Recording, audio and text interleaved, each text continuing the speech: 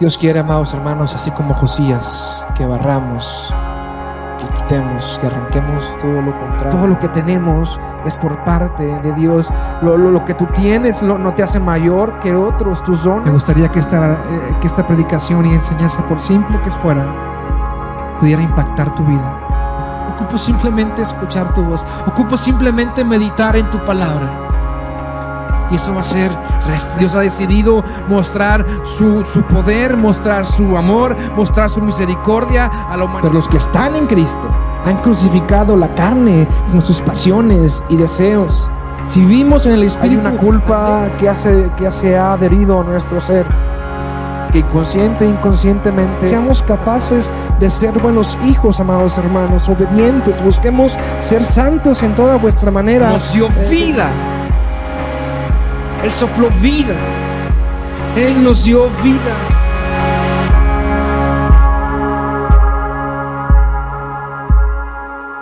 Muy contentos de estar aquí, de poder iniciar y poder tener la oportunidad de compartir la palabra de Dios. Y vamos a iniciar con nuestro versículo central del día de hoy, que se encuentra en Colosenses, en la epístola a los Colosenses, capítulo 1. Versículo del 15 al 19, y nos vamos a centrar en el versículo 18, pero el versículo de hoy es Colosenses 1, del 15 al 19. Dice: Él es la imagen del Dios invisible, Él es el primogénito de toda la creación. Por Él fueron creadas todas las cosas, las que hay en los cielos y en la tierra, sean visibles e invisibles, sean tronos, sean dominios, sean principados, sean potestades. Todo fue creado por medio de Él y para Él. Y luego dice el versículo 17: Él es antes de todas las cosas, y todas las cosas en Él subsisten. Él es la cabeza del cuerpo de la iglesia.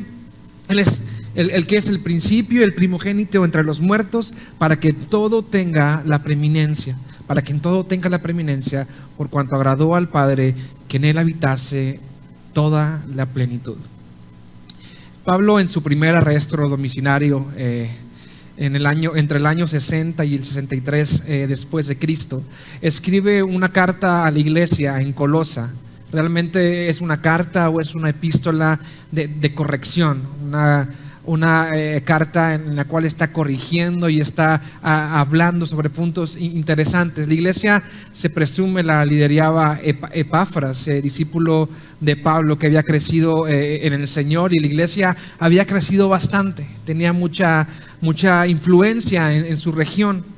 Sin embargo, habían caído en un falso intelectualismo. Se creían muy intelectuales, se creían muy conocedores de una verdad única. Habían adoptado filosofías orientales, gnósticas, que buscaban experiencias sobrenaturales, permitiendo al mismo tiempo dándole importancia a las prohibiciones de alimentos y de diferentes cosas, cayendo en un falso ascetismo, en un falso restringirse o prohibirse de cosas, tratando de agradar a Dios. En pocas palabras, la iglesia había perdido y había dejado de buscar la plenitud en Dios. Habían buscado la plenitud en la sabiduría, en el conocimiento, buscando su plenitud en obras, en cosas, buscando una satisfacción personal por medio de negarse o restringirse de ciertas cosas. Y Pablo, todas estas ideologías en esta carta, de cierta manera, sí las habla o se instruye o habla respecto a esto, o las menciona en su carta, y las llama como filosofías huecas o sutilezas huecas. Vamos a leerlo como lo describe en segunda de Colosenses 2:6. Dice: Por tanto, de la manera en que habéis recibido al Señor Jesucristo, andad en Él. Como que habían dejado de andar en Cristo. Dice: como de la manera en que ha recibido al Señor Jesucristo, andad en Él, arraigados, no moviéndose de un lado a otro, y sobreedificados en Él, confirmados en la fe. así como habéis sido enseñados, no como ahora están haciendo otras cosas diferentes, sino como yo los enseñé, ahí deben de estar arraigados y sobreedificados, como habéis sido enseñados, abundando en acciones de gracias. Y luego el versículo 8 dice: mirad que nadie os engañe por medio de filosofías y huecas sutilezas, según las tradiciones de los hombres, conforme a los rudimentos del mundo y no según de Cristo. La iglesia en Colosa se había desviado.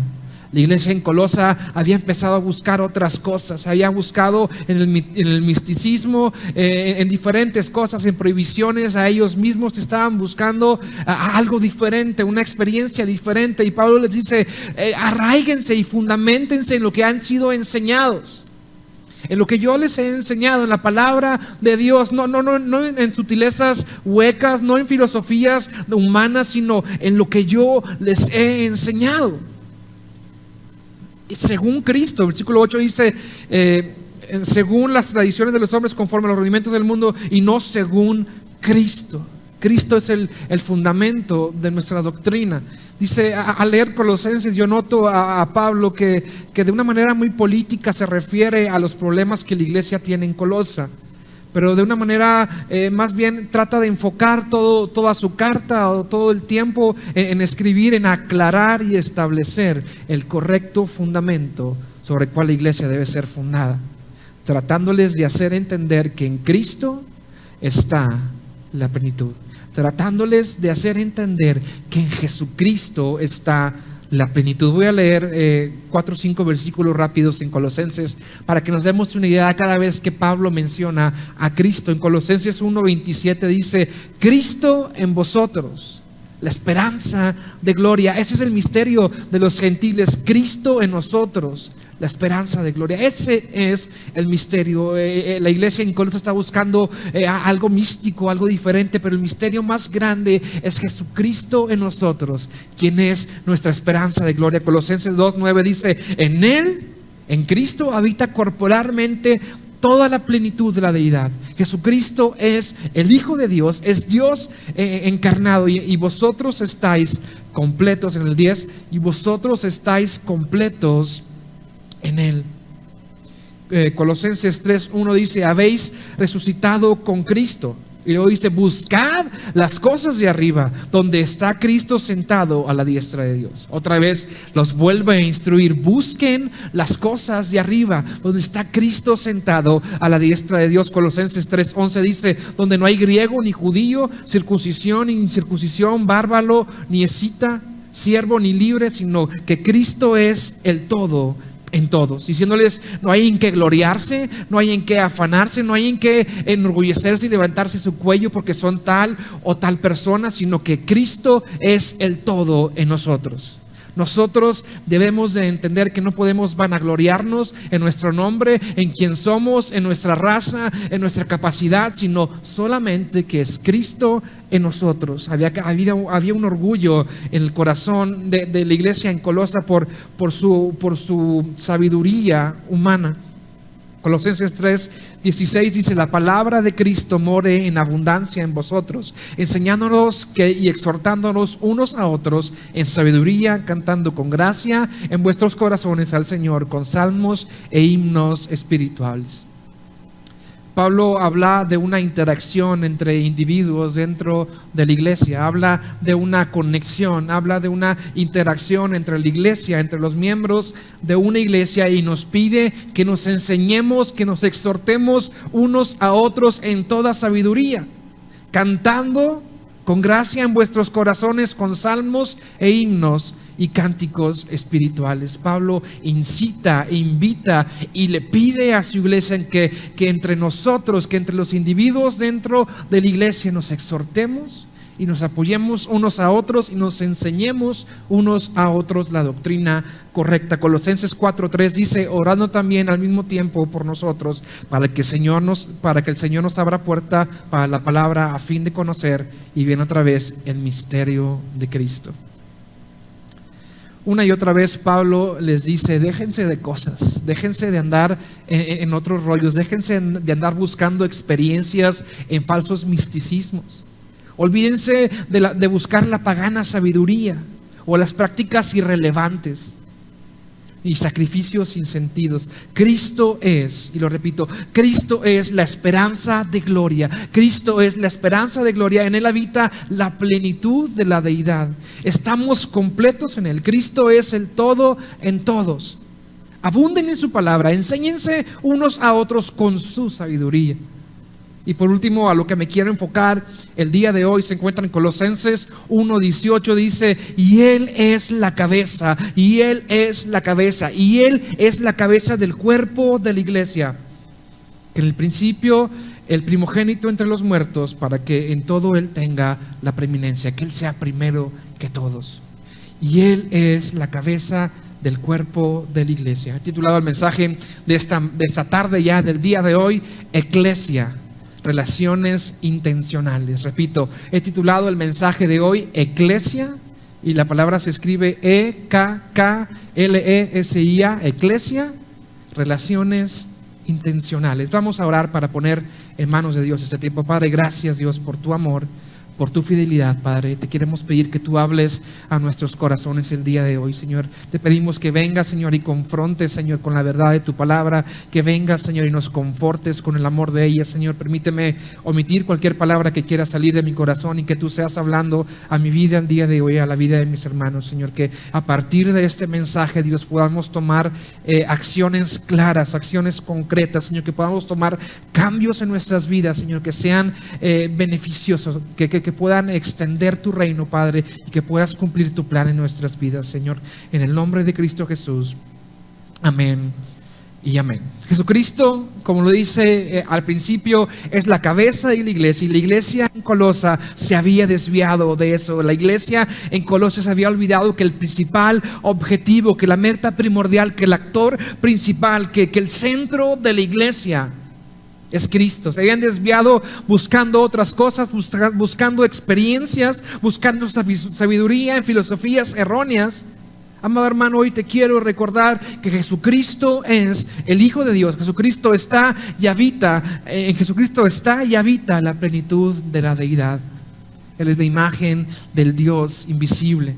Fuimos creados por medio de Cristo y para Cristo. Fuiste creado por medio de Cristo y para Cristo. Estamos en Cristo, debemos estar completos, y Él es la cabeza de la iglesia. El objetivo de que tú estés hoy aquí, el objetivo de reunirnos en un lugar, el objetivo de que la iglesia se haga una asamblea y nos unamos y nos convocamos, el objetivo de que convoquemos asamblea es para poder conectar con Dios a través de Cristo. La alabanza que tocamos en la mañana o al principio, el que tú te levantes temprano, el que tú te arregles, que vengas a este lugar. El objetivo primordial de estar el día de hoy aquí es que tú puedas conectar, que tú puedas tener una conexión, que tú puedas tener una relación, que tú puedas tener comunión con Dios en este lugar. Es que a través de la predicación puedas ser inspirado e instruido, impulsado a conectarte con Cristo. Cristo recibe gloria y honra cuando tú y yo tenemos comunión con Él. Él se glorifica cuando tú y yo venimos a este lugar y tenemos una conexión con Él. Escuchamos su voz, le exaltamos, le glorificamos, tenemos una relación, un diálogo con Él. Para eso vienes a la iglesia. No para calmar tu conciencia, no para sentirte bien, no para limpiar o pagar tus pecados. Vienes el día de hoy a este lugar para tener una conexión con Cristo, para tener una relación con Él, para ser inspirado, para conocerlo más a Él. Él es la cabeza del cuerpo de la iglesia. ¿Qué es la iglesia? Él es el principio, el primogénito de entre los muertos, para que en todo Él tenga preeminencia. La palabra iglesia, en su origen, en el término griego, es eclesia. Esta palabra es la que la Biblia utiliza para traducir la palabra iglesia, eclesia. Y es la composición de dos palabras, ek, y ka, que significa fuera de, y kaleo, que significa llamar. Eclesia se usaba, estas palabras combinadas significan llamar fuera de, o llamar fuera de, o llamar fuera de. Y esta palabra eclesia se utilizaba comúnmente entre los griegos en referencia a un cuerpo de ciudadanos que se reunían afuera de lo habitual para discutir los asuntos del Estado. Una traducción correcta y bastante apropiada, como te mencionaba, es los llamados fuera de, y surge de las asambleas que había de la democracia en Atenas.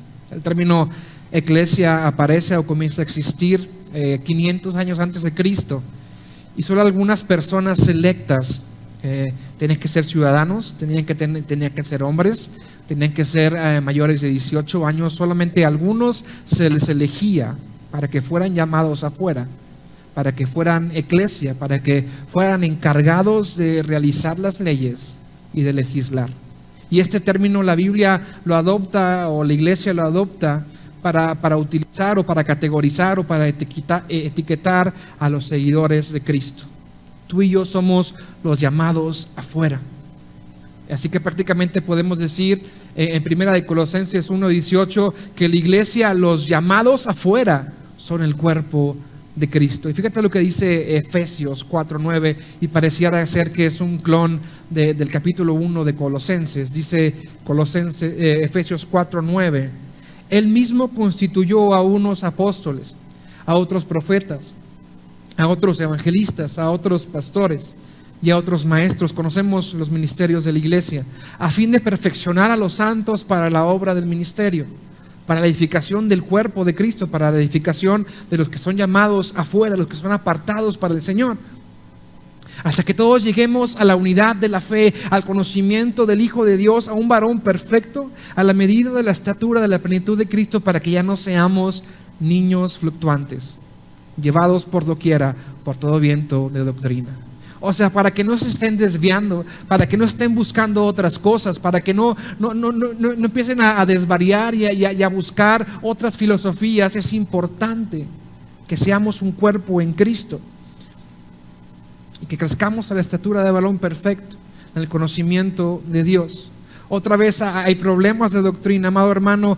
Esto pasa cuando dejamos de congregarnos. Esto pasa cuando dejamos de estar unidos. Esto pasa cuando dejamos de ser un solo cuerpo. Vienen doctrinas, nos confunden, nos desvían de la esperanza de gloria que tenemos en Cristo.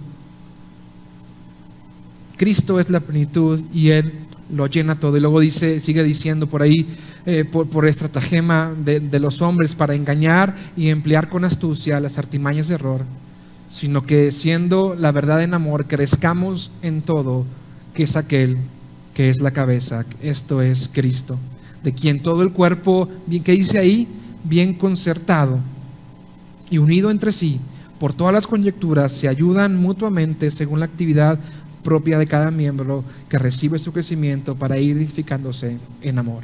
Es decir, requerimos estar unidos como iglesia, como los llamados afuera. Requerimos estar en perfecta coyuntura, en perfecta unidad. Necesitamos ser solamente uno entre nosotros para que no nos desviemos, para que no dejemos de buscar a Dios, para que no nos desviemos y empecemos a buscar experiencias, empecemos a buscar diferentes filosofías. Es importante que estemos unidos como iglesia, los llamados afuera, para mantenernos correctamente en ese crecimiento que Dios tiene para nuestra vida. Y la pregunta que quiero hacer el día de hoy es cómo esas coyunturas nos podemos ayudar mutuamente. ¿Cómo podemos edificarnos en amor? Te pregunto, ¿cómo nos podemos edificar en amor? ¿Cómo nos podemos mantener este cuerpo bien concertado? ¿Cómo podemos mantenernos unidos entre nosotros? Porque es un error creer al leer este capítulo que la unidad del cuerpo de Cristo depende de los apóstoles y depende de los profetas y depende de los evangelistas y depende de los pastores y de los maestros únicamente. Es fácil dejarle la tarea de la unidad a los líderes o a los ministros. Pero el versículo 16 del capítulo 4 de Efesios dice: de quien todo el cuerpo, bien concentrado y unido entre sí. Esta función y esta responsabilidad de mantenernos unidos recae en cada uno de nosotros, para que no nos desviemos buscando cosas equivocadas, para que no entremos en filosofías erróneas. Necesitamos mantenernos unidos para que Cristo sea nuestra plenitud. A Dios le plació crear este vínculo, esta unión, esta asamblea para que sus hijos se mantengan a salvo, creciendo en amor a la estatura del varón perfecto. A Él le plació formar a su iglesia.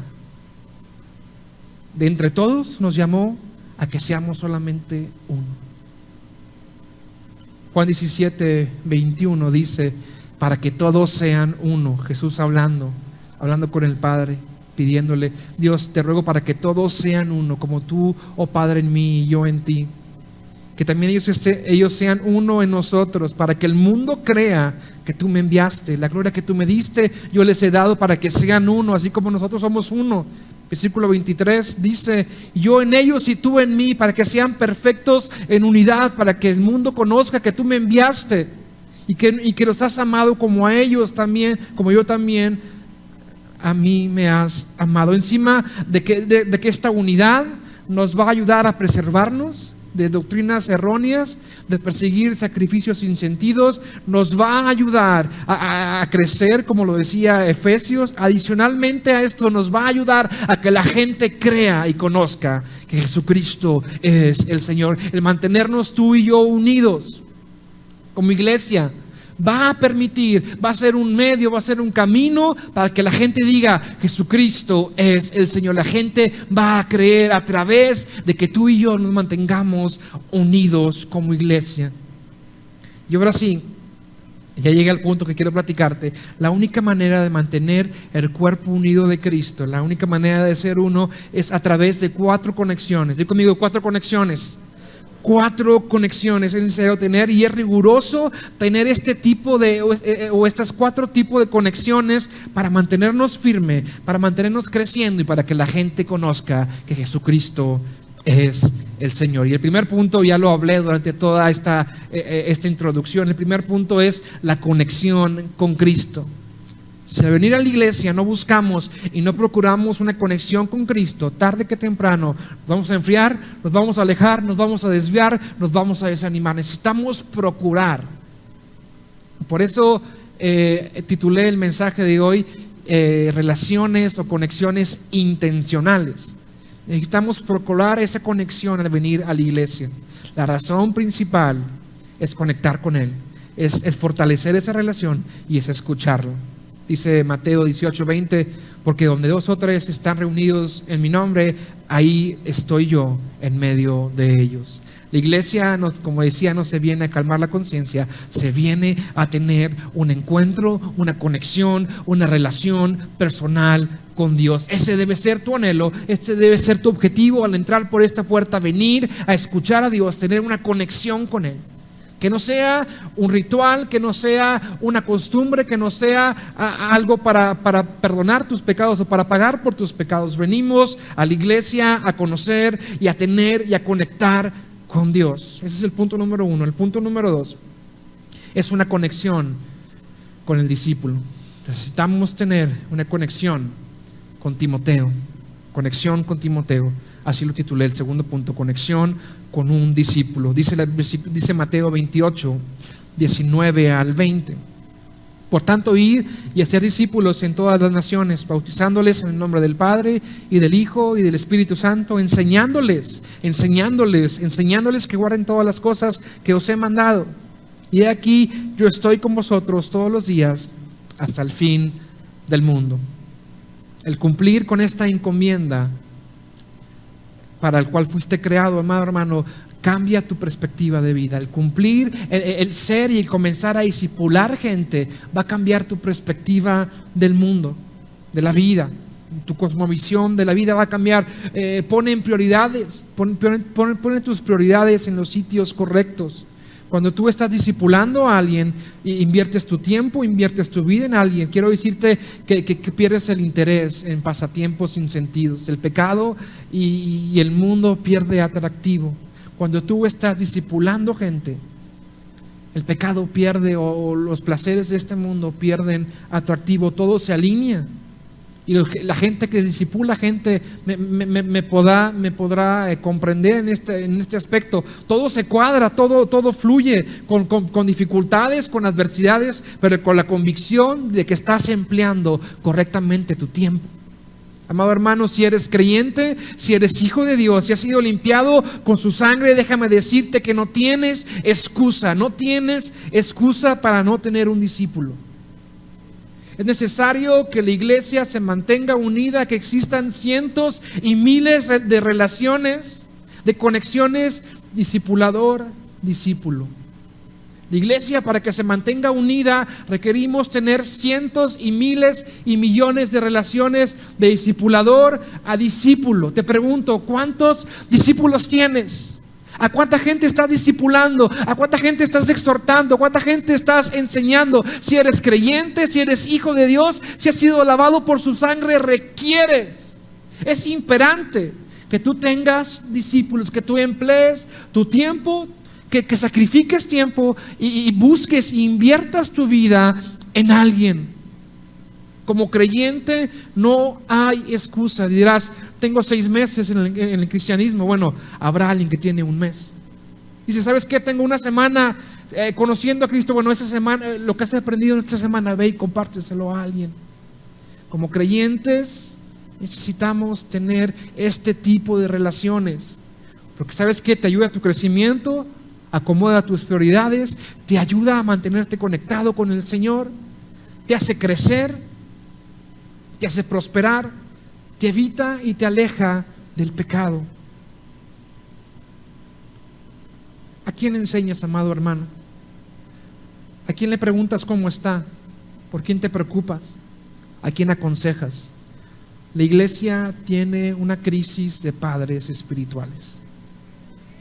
Antes se escuchaba mucho, él es mi padre espiritual, él es mi madre espiritual. Pero hoy en día no se escucha tanto, ya no hay tantos padres espirituales, no hay tanta gente que dedique tiempo a otras personas. Ya no hay quien discipule. Por tanto, id y hacer discípulos a las naciones, enseñándoles que guarden todas las cosas que os he mandado. Estoy seguro que aquí hay gente que tiene 20 años, 30 años en la iglesia y no tiene un discípulo. No ha traído a alguien a los pies de Cristo. No ha enseñado a alguien. Es tiempo de que su iglesia y que todo su cuerpo sean discipuladores. Hagamos una pausa y preguntémosles a Dios. Dios, en este momento hagamos una pausa y preguntémosle a Dios, Dios, ¿a quién quieres que discipule? Puede ser tu hermano, puede ser tu primo, puede ser tu papá, puede ser tu mamá, puede ser tu vecino, puede ser tu compañero de trabajo. ¿A quién has discipulado? Y si tú estás pensando, esto no es para mí, amado hermano, nadie se escapa de este mandato que Dios nos ha pedido, que hagamos discípulos. Punto número 3, conexión con un discipulador, o conexión o una relación con Pablo. Amado hermano, es algo tan sencillo y ponme atención en esto. Necesitamos intencionalmente tener una conexión con alguien que nos discipule. Y ojo, intencionalmente necesitamos buscar, forjar, mantener y desarrollar una relación con una persona que nos discipule. Primera de Timoteo 1, versículo 1 dice, Pablo, apóstol de Jesucristo, por mandato de Dios nuestro Salvador y del Señor Jesucristo, nuestra esperanza, a Timoteo, verdadero hijo en la fe. A Timoteo, verdadero hijo en la fe. Gracia y misericordia y paz de Dios nuestro Padre y de Cristo Jesús nuestro Señor. Ya hablamos que es importante tener un Timoteo o tener un discípulo, pero así como es importante tener a alguien a quien discipulemos, es importante y es esencial que tú tengas a alguien que te discipule. Te pregunto, ¿tienes a alguien, tienes una relación, tienes una conexión con alguien que tú puedes marcarle, oye, ¿sabes qué? Está pasando esto en mi vida, tengo esta duda en la Biblia, tengo este cuestionamiento. ¿Sabes qué? Tengo este problema en mi matrimonio, tengo este problema en mi trabajo, ocupo que ores por mí en esto. ¿Tienes a alguien que te esté discipulando constantemente? ¿Tienes a alguien que esté invirtiendo su tiempo en ti? Si no es así, Amado hermano, intencionalmente tienes que tú buscarlo. Tienes que tú hablarle, tienes que tú hacer el esfuerzo. Oye, ¿sabes qué? ¿Qué te parece si platicamos de esto? Oye, ¿qué te parece si te invito a mi casa? Oye, ¿qué tal si hacemos una carne asada? Quiero platicar contigo, quiero que me enseñes sobre esto. Tengo una duda sobre esto.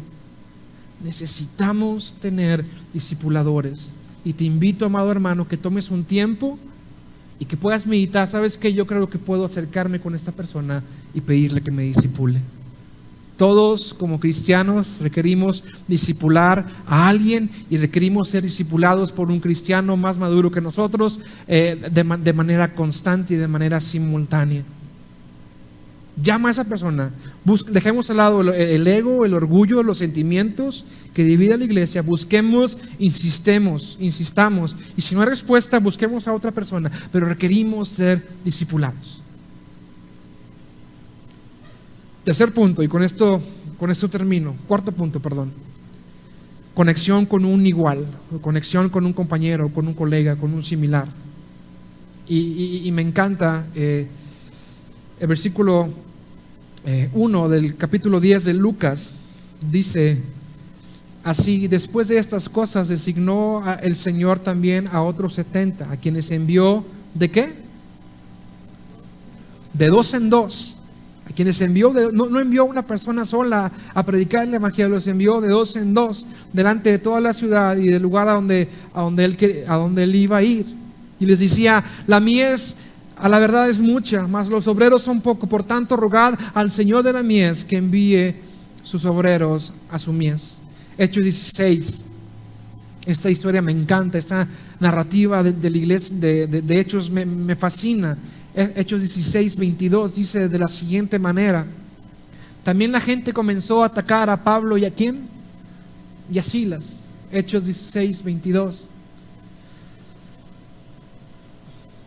Los jueces lo ordenaron que les quitaran la ropa y que los golpearan por la espalda. Después de golpearlos bastante, los soldados se metieron en la cárcel y ordenaron al carcelero que los vigilara muy bien.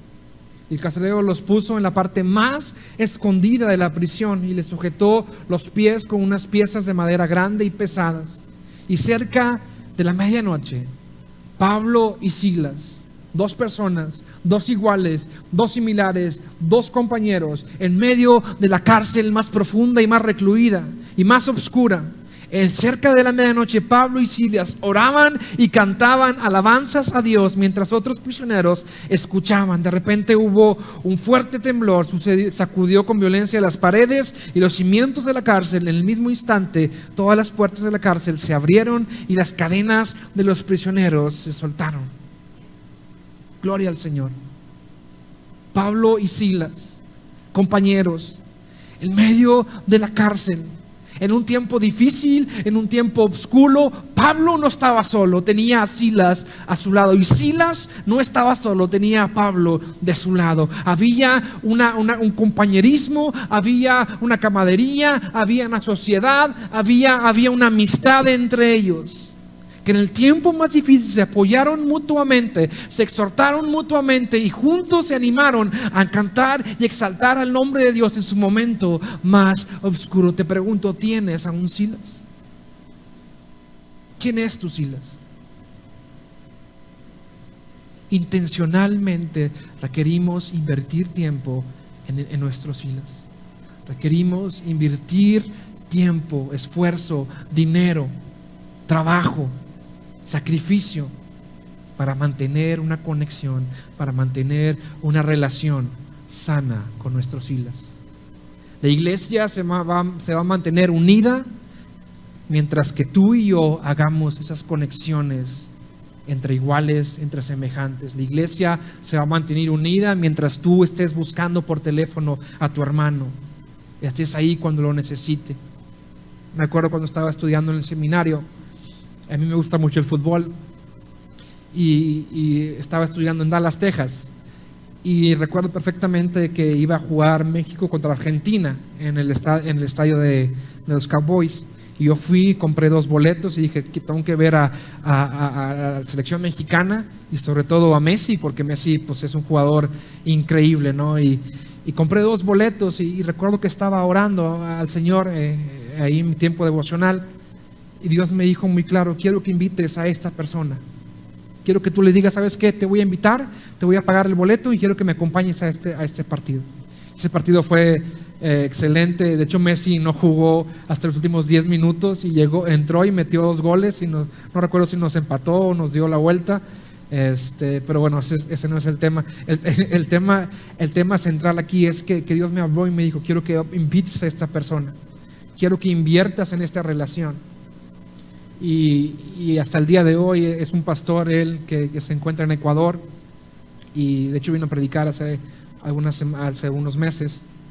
Y la semana pasada le marqué y estuvimos hablando 2 horas por teléfono y él me estuvo aconsejando, yo lo estuve aconsejando, y hay una camaradería, hay un compañerismo. Puedo encontrar en él un similar a mí, en el cual yo puedo expresarme, yo puedo decir: ¿sabes qué? Estoy batallando con esto, tengo este problema, tengo esta dificultad. Hay una apertura para yo estar siendo transparente con él y apoyándome en él. Y sé que él puede confiar en mí y que yo puedo confiar en él y que él me va a sostener y que él me va a apoyar en oración.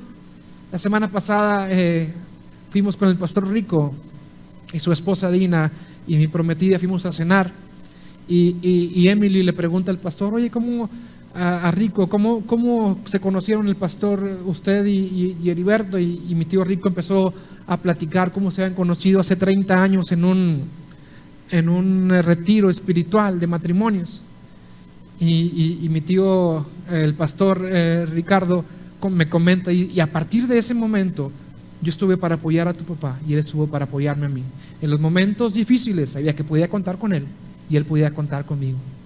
30 años nos hemos mantenido unidos y en los momentos difíciles siempre hemos estado ahí. Y yo le dije: ¿sabes qué, tío? Tienes razón, porque cada vez que hemos perdido a un familiar cercano, la primera persona que llega, la primera persona que está ahí, eres tú y mi tía Dina.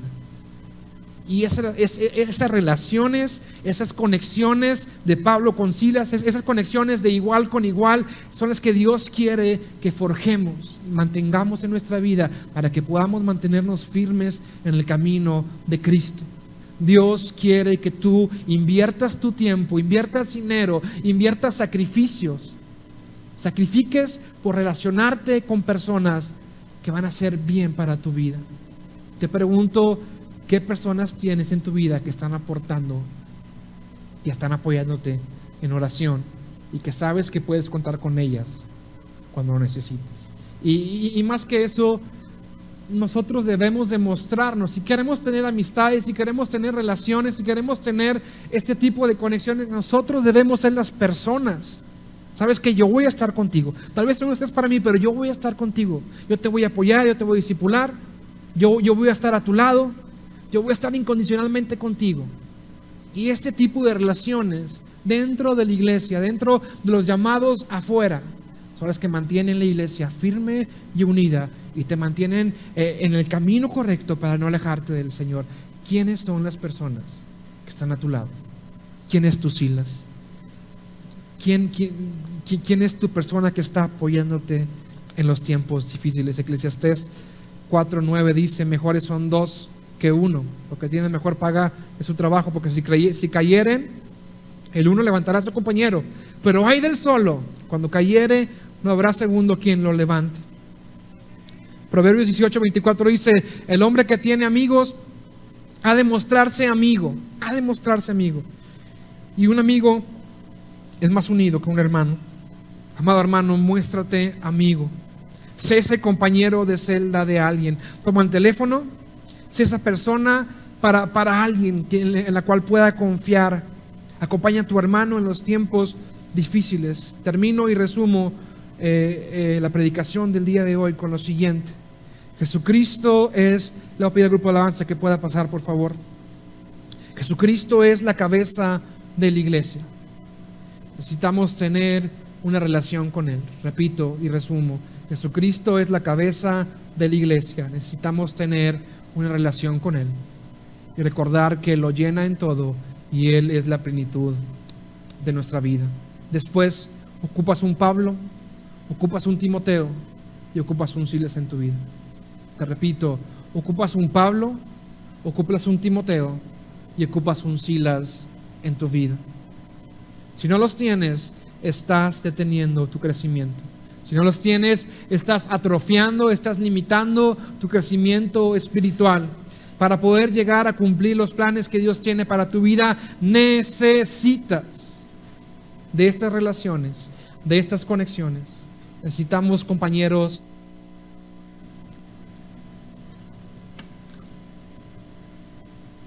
Necesitamos compañeros de batalla.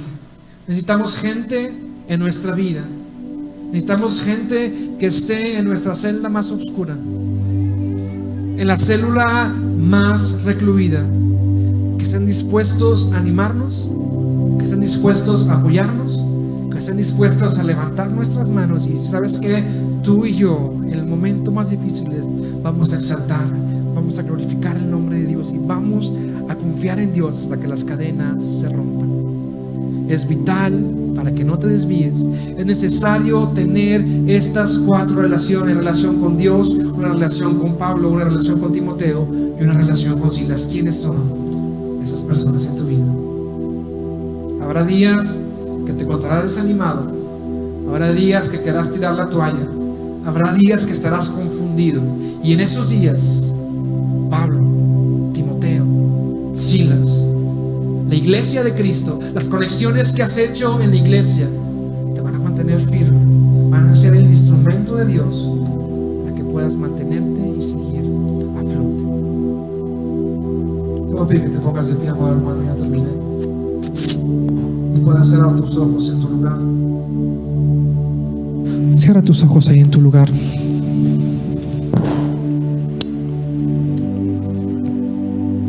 ¿A quiénes tienes en tu celda? ¿A quiénes estás discipulando? ¿Quién es tu discipulador? Amado hermano, necesitas ser discípulo. Acércate, abre tu corazón, pregunta, pide consejo. Vuelvo a lo mismo: estas conexiones, estas relaciones se construyen de manera intencional. Tienes que trabajar en ello. Esas relaciones se riegan día tras día. Las relaciones que Dios quiere que tengan sus hijos se deben de cultivar. Va a requerir sacrificio, va a requerir de trabajo, va a requerir de esfuerzo. Pero es imperiante que la iglesia de Cristo se relacione entre ellos mismos. Existan maestros, existan discípulos, existan compañeros de batalla, compañeros de celda.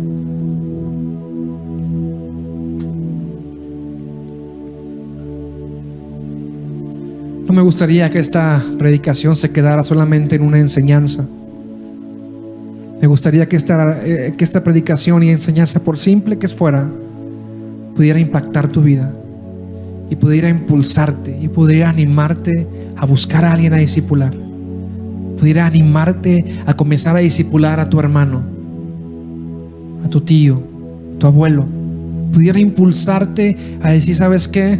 Aunque soy introvertido, aunque no me gustan las relaciones, aunque no tengo tiempo, tal vez, creo que no tengo tiempo, voy a invertir y voy a estar ahí para alguien. Me gustaría que a partir de hoy relaciones dentro de la iglesia, dentro del cuerpo de Cristo, pudieran comenzar a fortalecerse. Cierra tus ojos ahí en tu lugar y pregúntale tú mismo a Dios: Dios, he escuchado tu palabra, Dios, ¿qué quieres que haga respecto a ella? Pregúntale a Dios: Dios, ¿a quién quieres que discipule? Dios, ¿con quién me tengo que acercar y pedirle consejo? Dios, ¿de quién quieres que yo sea ese compañero de celda? Acércate con Dios.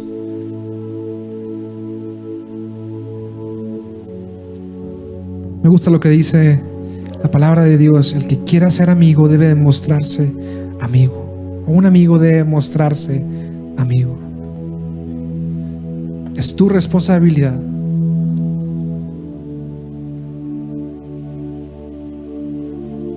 Háblanos, Señor. Sé claro. Espíritu de Dios, desciende sobre nuestras vidas en esta tarde, Señor. Abre nuestros oídos espirituales. Permítenos, Señor, escuchar tu voz. Permítenos escuchar tu dirección, Señor. Y permítenos actuar, Señor, en obediencia. Habla a tu iglesia en esta noche, Señor, en esta tarde.